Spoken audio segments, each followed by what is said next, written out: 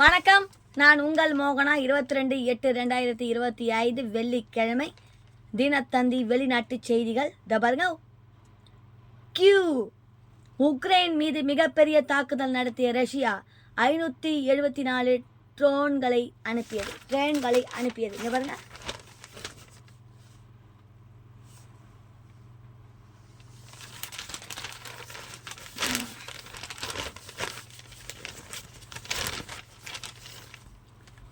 Ukraine மீது போர் தொடங்கியதில் இருந்து இதுவரை இல்லாத அளவில் மிகப்பெரிய ட்ரோன் தாக்குதலை ரஷ்யா நடத்தியது.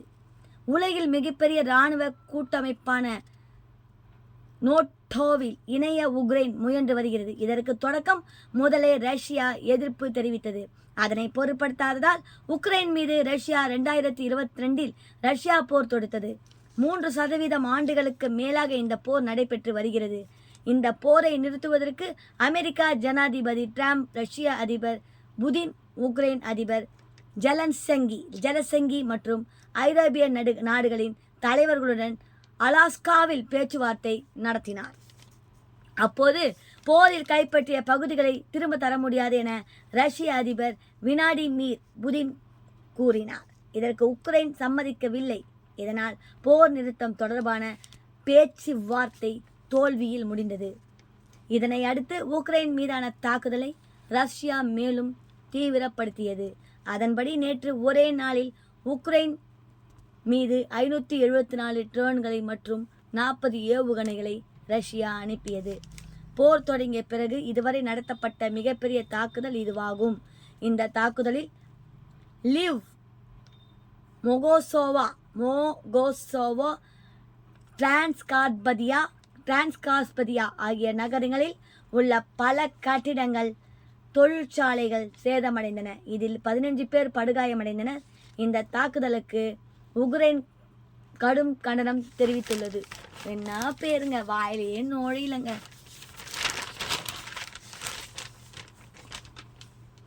மும்பையில் பாருங்க, ஆகஸ்ட் 22 துணை ஜனாதிபதி தேர்தல். உத்தவ் தாக்கரேயிடம் ராஜ்நாத் சிங் அவர்கள் ஆதரவு கூறினார். நாட்டின் துணை ஜனாதிபதி பதவிக்கு அடுத்த மாதம் 9ஆம் தேதி தேர்தல் நடைபெற்று வருகிறது. இந்த தேர்தலில் இந்தியா கூட்டணி சார்பில் ஆந்திராவை சேர்ந்தவரும் சுப்ரீம் கோர்ட் முன்னாள் நீதிபதியுமாக பி. சுதர்சன் ரெட்டி நிறுத்தப்பட்டு உள்ளார். இந்த நிலையில் உத்தவ் சிவசேனா கட்சியின் மூத்த தலைவர் சஞ்சய் ராவத் நேற்று டெல்லியில் நிருபர்களிடம் கூறியதாவது: மத்திய மந்திரி ராஜ்நாத் சிங் மற்றும் முதல் மந்திரி தேவேந்திரா பட்னாவிஸ் ஆகியோர் எங்கள் கட்சி தலைவர் உத்தவ் தாக்கரேவை தொடர்பு கொண்டு அவர்களது வேட்பாளர் CB ராதாகிருஷ்ணனுக்கு ஆதரவாக வாக்களிக்குமாறு கோரினார். இதுபோன்று அவர்கள் மற்றவர்களிடம் ஆதரவு கேட்டிருப்பார்கள். இது அவர்களின் பணியாகும் என்றார்.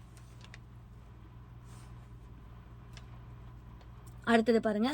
ரோம், இத்தாலியில் விமான நிலைய கவுண்டருக்கு தீ வைத்த பணி. ஆகஸ்ட் 22 இத்தாலியின் மிலன் நகரில் பென்சா விமான நிலையம் அமைந்துள்ளது. அங்கு உடைமைகளை சோதனை செய்வதற்காக பயணிகள் வரிசை நின்று கொண்டிருந்தனர். அப்போது 1வது முனையம் வழியாக சென்ற ஒரு பயணிக்கு விமான நிலைய ஊழியருக்கும் வாக்குவாதம் ஏற்பட்டது. இதனால் ஆத்திரமடைந்த பயணி தன் மறைத்து வைத்திருந்த கத்தியை எடுத்து அங்கிருந்த கண்ணாடியை உடைத்தார். பின்னர் அங்கிருந்த கவுண்டருக்கு தீ வைத்தார். இதனை பார்த்த பயணிகள் அலறி எடுத்து கொண்டு ஓட்டம் பிடித்தனர்.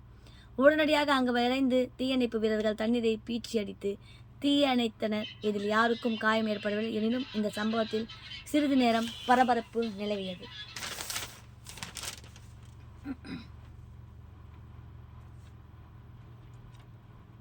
எடின் பார்க், ஆகஸ்ட் 22 45 ஆண்டுகளுக்கு முன் ஆஸ்பத்திரியில் கர்ப்பிணியை பலாத்காரம் செய்தவர் குற்றவாளி. பலாத்காரம் கர்ப்பிணி பொண்ணு கூடவா? ஸ்கொட்லாந்து தலைநகர் எடின் பார்க்கில் உள்ள ஆஸ்பத்திரியில் 1980ஆம் ஆண்டு ஒரு கர்ப்பிணி பரிசோதனைக்கு சென்றிருந்தார். அப்போது பிரையன் தாம்சன் என்பவர் அந்த பெண்ணை பலாத்காரம் செய்ததாக போலீசில் புகார் அளித்தார். இது தொடர்பான வழக்கு எடின் பார்க் கோர்ட்டில் நடைபெற்று வந்தது. இந்த நிலையில் 45 ஆண்டுகளுக்கு பிறகு தாம்சனை குற்றவாளி என கோர்ட்டு உறுதி செய்தது. இவருக்கான தண்டனை விவரம் இன்னும் அறிவிக்கப்படவில்லை.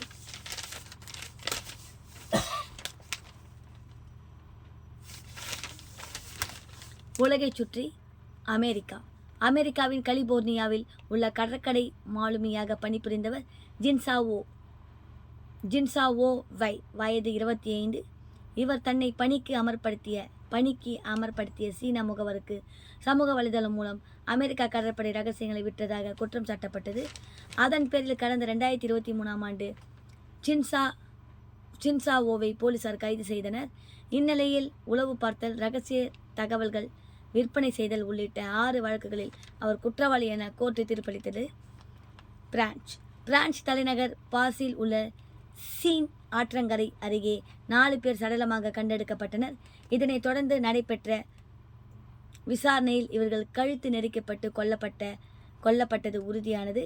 எனவே குற்றவாளிகளை போலீசார் தேடி வந்த நிலையில் இது தொடர்பாக 40 வயது நபரை போலீசார் கைது செய்து உள்ளனர். இங்கிலாந்து ஆளுகைக்கு உட்பட்ட வெல்சின் பாங்கூர் நகரில் உள்ள ஒரு வீட்டில் கஞ்சா செடி வளர்ப்பதாக போலீசுக்கு தகவல் கிடைத்தது.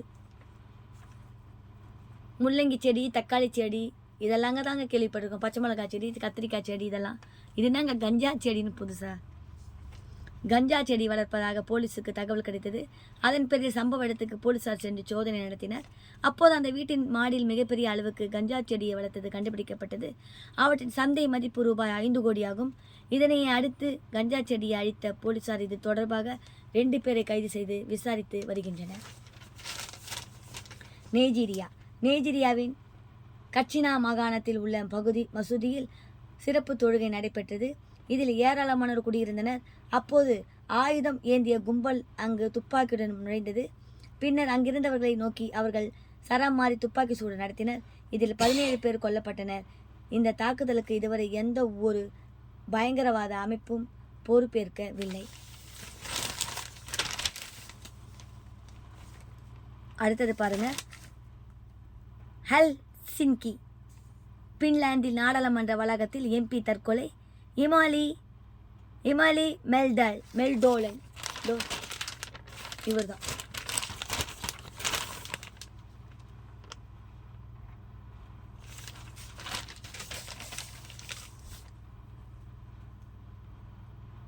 ஐரோப்பிய நாடான பின்லாந்தின் மிக இளவயது MP-க்களுக்கு ஒருவர் இமாலி பெல்டோன்.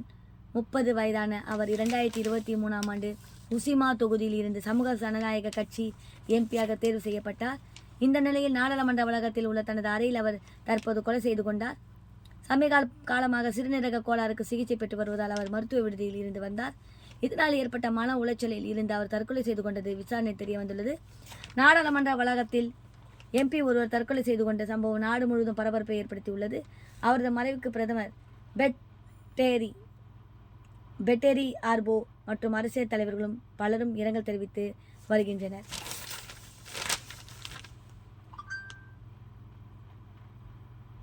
வெளிநாட்டு செய்திகள் முடிவடையுது.